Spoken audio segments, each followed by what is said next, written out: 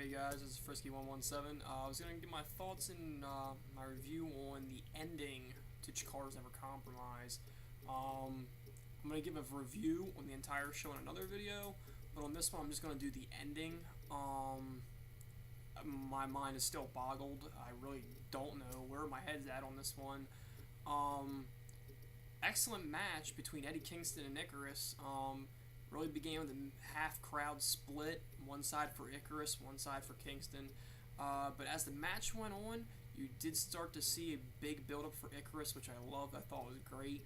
One of the things I'm really hoping for is for Icarus to become face and just take over. We'll see what happens. I was really upset because he didn't wear his track jacket to the ring that he usually wears. I was loving to hopefully see him take off the jacket for once and expose the back tattoo and have just the Chikara fans go nuts and just cheer for it for once instead of booing it like they always do. But that might be high hopes. That tattoo's pretty horrible. But brutal match going back and forth, hard hitting, like a typical Eddie Kingston match usually goes. Usually you don't see that in an Icarus match. Usually an Icarus match is pretty good with technical wrestling. But it was a pretty hard hitting match. Icarus hung on pretty well with Kingston in the hard hitting side of it. He laid some chops into Kingston that were pretty nice. I did love seeing Icarus in the Marty Jannetty attire. That was pretty cool too as well, especially since he was going on pros about watching Jannetty take on Shawn Michaels at Raw when he was a kid and how it inspired him to become a pro wrestler. I did enjoy that, and he did have the reserved chair for Marty Jannetty in the crowd. He never showed up. I don't know what that's about. I don't know if he no-showed. I don't know if it's part of the storyline or what's going on, but Marty Jannetty never showed up. Towards the end of the match, things were going back and forth, and finally you saw Icarus got Kingston the Chikara special. This was a phenomenal. I was on my knees in front of my computer, just losing my mind. I didn't know what was going to happen. I was hoping he was going to tap out, and right as I thought Kingston was finally going to tap, chaos broke out. No one saw this coming. At least I don't think anybody saw this coming. Out of nowhere, Condor Security, the security team for Wink Valfasaur, busted into the ring. And they grabbed Icarus. They grabbed Eddie Kingston. They grabbed Bryce Rensburg, senior referee of Chikara, and ripped them out of the ring. No one had no idea what was going on. The place started going nuts, booing. And then finally Condor Security starts getting into the crowd and forcing fans out of the arena. Well, arena / Trocadero in Philadelphia. Starts forcing fans out of there and telling them to leave, and they start to demolish the set. Like, when I mean demolish, I mean they were tearing it down. Wink Valfasaur was standing there with this disheveled look, his clothes ripped and torn up. He looked like he went through Vietnam. Like, he looked brutal. I really don't know. I mean, what I really... my mind was, as you can see now, my head is still kind of boggled right now from the whole situation. As a wrestling fan, a diehard wrestling fan, I was sitting there. I've never seen anything like it. The closest I've seen to something like that was like Nexus back at Raw. And when they made their first premiere in WWE. But they started tearing the place down, and the screen just, like, you hear in the commentary, like, hey, get off the commentary, and Dasher Hatfield, being the great guy that he is, like, I'm not getting off the commentary, I'm staying here doing commentary. And then all of a sudden he makes a comment out saying, what's Archibald Peck doing here? We haven't seen Archie since the time travel back in Chicago. So that was interesting. Finally, this goes black screen. Those at home had no idea of what happened. I mean, luckily some of us had friends or family or some form of a confidant that went to the show, and they let us know online. To the best of their ability is what has been weird, because Chikara 101 boards are deleting posts left and right. Chikara wants nothing out on this, because Derek Sabato showed everybody during the halftime show, I guess you can say, of the pay-per-view, some interesting files on some people we should be watching in the tighter conglomerate or the Condor Security side. And I guess they don't want us digging into this. They don't want us being involved with it. I mean, heck, after I'm done filming this video, this might get deleted off YouTube. I don't know. We'll see what happens. But everybody, I mean, we all want to know what's going on with Chikara. We don't know if it's gone. We don't know if they're just, it's dead. But, or it might come back in 3 months. It might come back in 6 months. We don't know. As of right now, all the shows for the upcoming dates for, like, Chicago, and, Chicago happening, for New York, for Reseda, for all the shows, they're all canceled. Now, I mean, it's okay to an extent, because they didn't put tickets up for sale, so no one wasted money on tickets yet. But this scenario is really weird. I don't think Chikara would close after a situation like this. I really don't. I mean, would they really leave us hanging like this? I mean, this isn't Lost. They ain't gonna leave us hanging. At least I don't think they would. Maybe they just need a break. I wouldn't be surprised about that.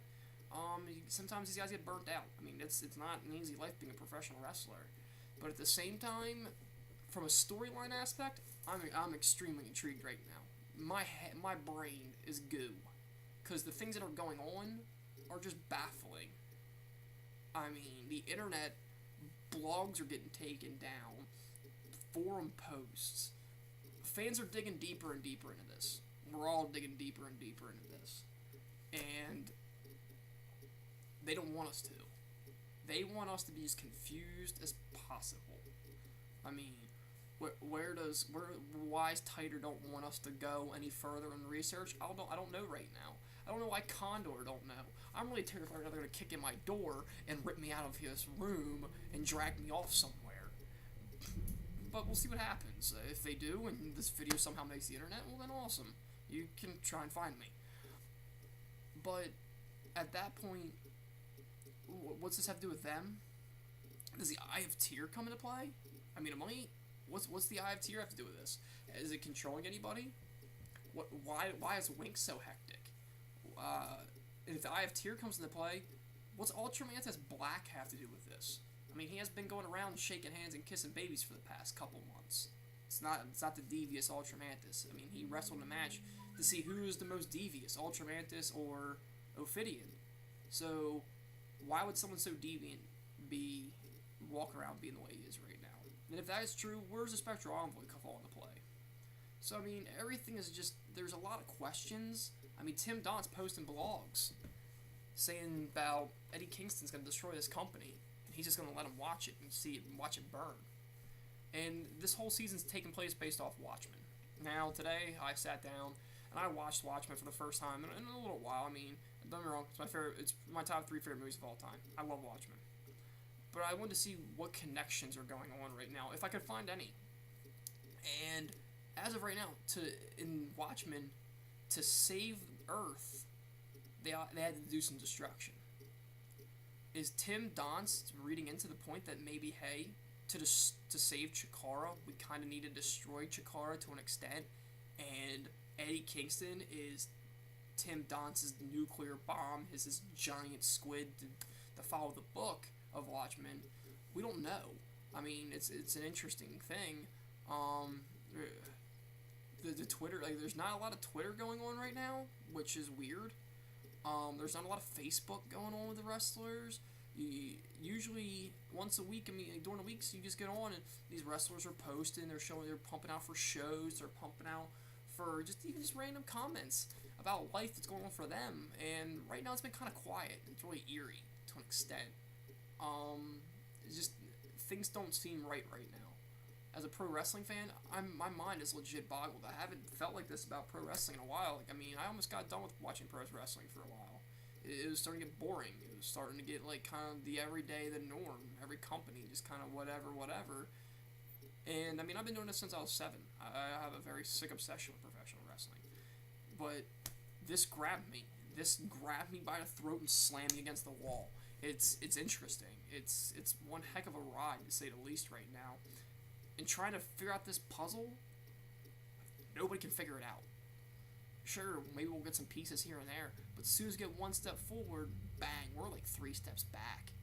And I'm kind of glad about this, though. I'm glad we're getting the challenge because, wrestling internet fans think they know everything. They think they know. They always want to be 2 steps ahead of the company. You always see these WWE smarks going on about, oh, I saw that coming, and they get mad when Vince McMahon changes it up on them because, oh, it's not supposed to look. I missed those days in the '90s where there was internet, but like there really wasn't the internet. Like you had the occasional dirt sheets and you kind of piece some stuff together, but you weren't getting this stuff on a daily basis. Now I get on 411 Mania before a Raw and it's like, oh, so and so's backstage. I didn't have that back as a kid. I had surprises on television. I don't get that now.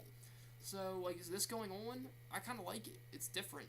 We haven't seen this in professional wrestling since at least the destruction wise. Nexus. None of us saw Nexus coming. That was awesome. Before that, I might go as far back to say like the time of the NWO when Hogan turned at Bash at the Beach. And he dropped that leg drop. They were throwing garbage in the ring, and that wasn't planted garbage like TNA wrestling does now, where they have plants in the crowd, they throw garbage. It's not like that. That was legit, like, heat. So, I'm really hoping in here due time we'll get some more answers. We'll see. I'd love for Chikara to come back and very soon. It's the best professional wrestling company in the business today. I don't think anybody can compete with them. I really don't. So, we'll see what happens. They could be back in 3 months, maybe back in 6. It could be even longer. My mind's still in 6 right now. They'll come back at the beginning of 2014, based off some words Delirious said at one point in time. We'll see. He says there's something about some chaos going on in 2014. We'll see what happens. On top of that, I really don't know what's going to happen. I have an idea. Am I going to say it now? No. Can't have Condor and Tiger on me. That was a cop-out, but I'm not getting ripped out of my house right now and getting held captive somewhere. So, that's it for me on the review for the ending of Never Compromise. I am going to be doing a follow-up on the Never Compromise show, give my thoughts and opinions. So, stay tuned to that. That is my ESPN update alert, so I gotta get to that. So I'm gonna let this go. So, adios, guys.